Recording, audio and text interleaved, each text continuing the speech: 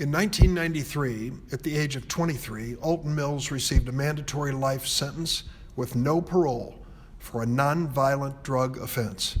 At his sentencing, the federal judge assigned to Alton's case said, and I quote, "If I were free to sentence Mr. Mills, it would be to something other than life." Prior to his federal life sentence, Alton had never spent a day in prison.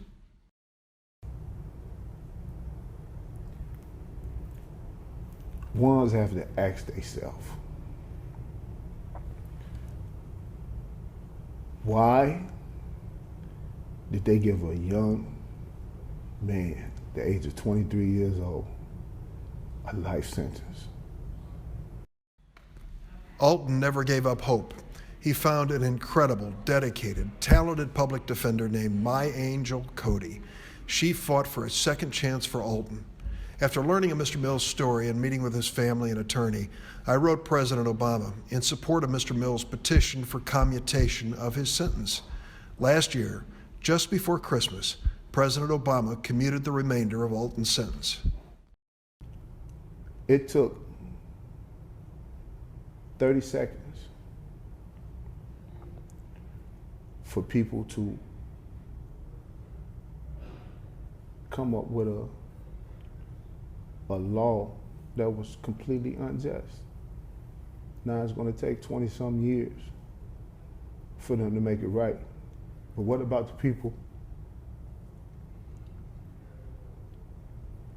that indeed over 20-some years in prison, like myself?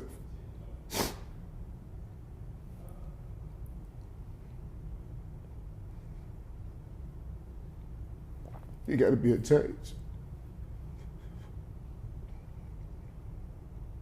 Because there's other people like me on the inside. They got families, got children, that need to be home.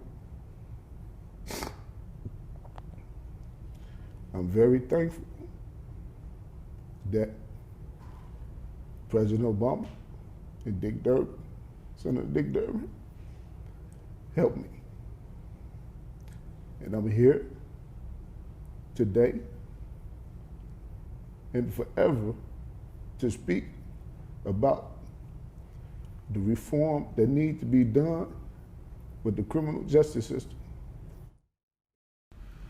Alton's story is one of the many examples of men and women convicted under harsh, mandatory minimum sentencing laws. We need meaningful criminal justice reform.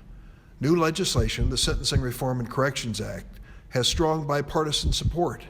It's not going to spare wrongdoers from paying for their crimes, but it will allow judges discretion in cases like Alton's, where smarter sentencing makes more sense than mandatory long-term sentences. For more information on what we can do to reform our nation's criminal justice system, please visit www.durbin.senate.gov.